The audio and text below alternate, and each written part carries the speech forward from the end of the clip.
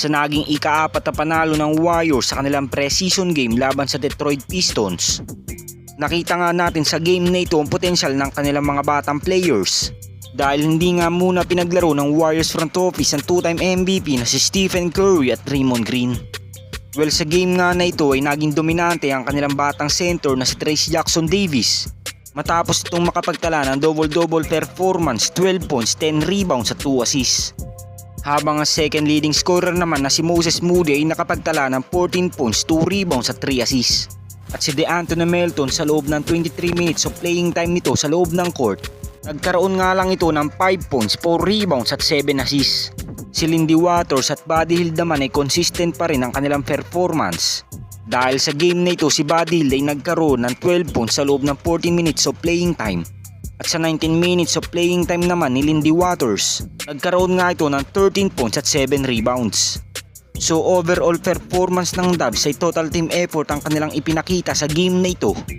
At medyo naging balanse na nga rin ang pagpuntos nila sa pinta at pagtira sa labas. Dahil sa 39 attempts nilang itinira sa 3-point area, 18 nga dito ang kanilang naipukol.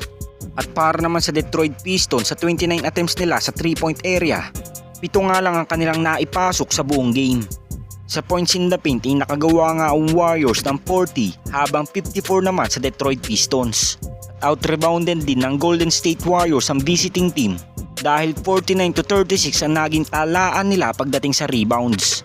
Ngunit sa pagiging balanse ng performance ng Golden State Warriors laban sa Detroit, ang naging malaking problema nga lang nila sa game na ito ay ang kanilang turnovers. Dahil umabot nga sa 20 ang kanilang turnovers habang 15 naman sa visiting team. So sa pagiging undefeated ng Golden State Warriors sa kanilang pre-season game, nangangahulugan nga lamang na napakalalim ng kanilang lineup.